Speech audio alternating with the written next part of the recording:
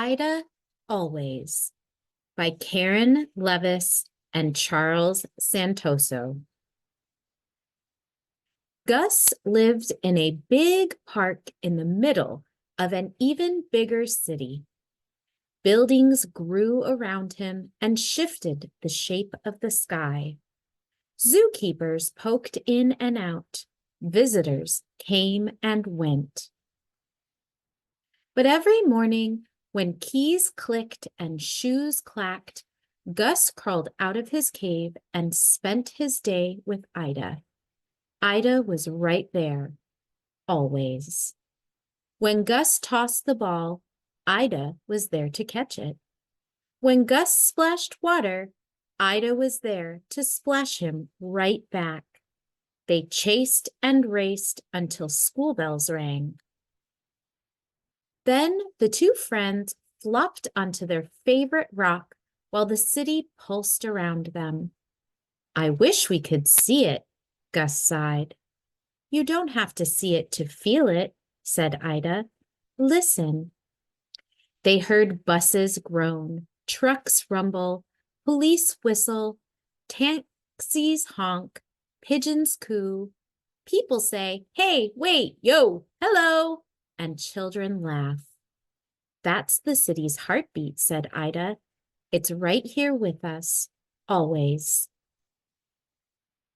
When the sky grew dark, Gus and Ida waved goodnight and crawled off to their caves.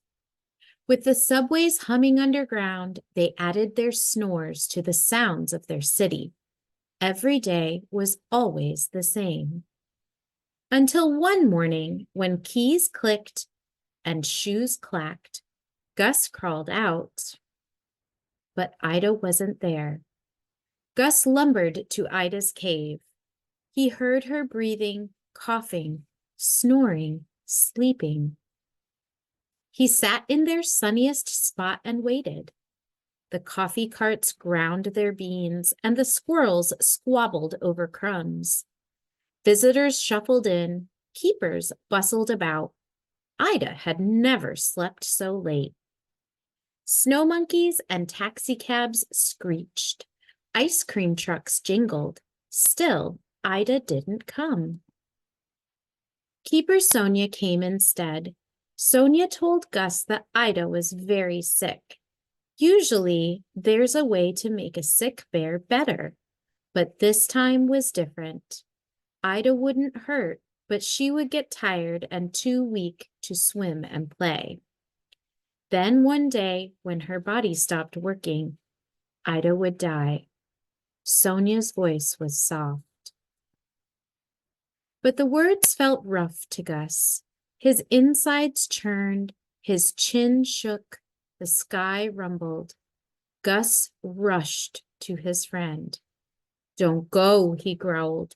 Don't go, don't go, don't. Ida growled right back. Together they stomped and snarled.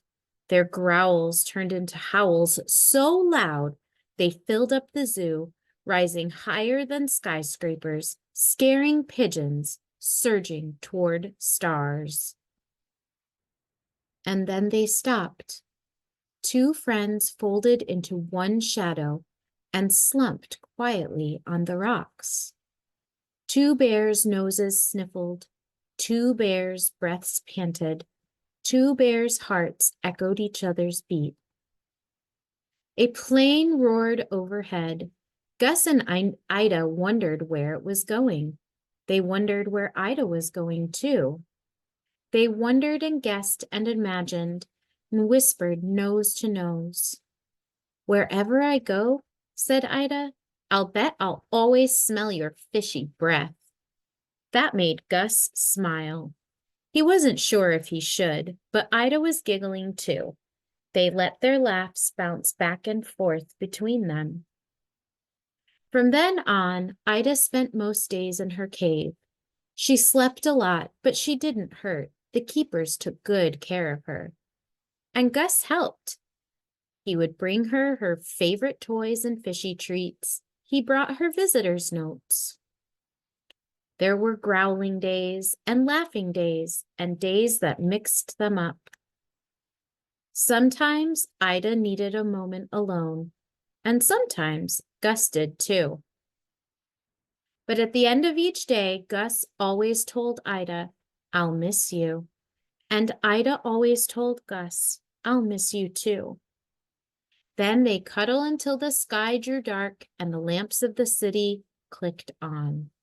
They would wave goodnight 1,000 times, then wave a few more. Then one sunny day, while Gus smoothed her fur, Ida curled into quiet, her eyes fluttered shut, and they didn't open anymore. Gus pressed one last pat into Ida's paw. The papers shared the news. The city cried.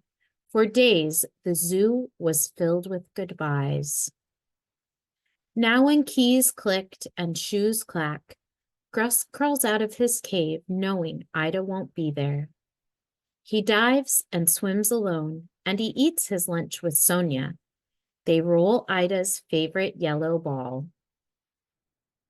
Some days Gus forgets. He looks for Ida on the rock, in her cave, behind the waterfall. When he remembers she isn't there, he rests in the shadows. But even in the shadows, the sounds of the city reach him. He hears buses groan, trucks rumble, police whistle, taxis honk, pigeons coo, and people say, "Hey, wait, yo, hello," and children laugh. Gus smiles. He steps into the spot where Ida liked to soak in the sun. He listens to their city pulsing around him. He remembers that Ida said, "You don't have to see it to feel it." The sidewalks tap and the streets hum. Gus's heart beats. And Ida is right there, always.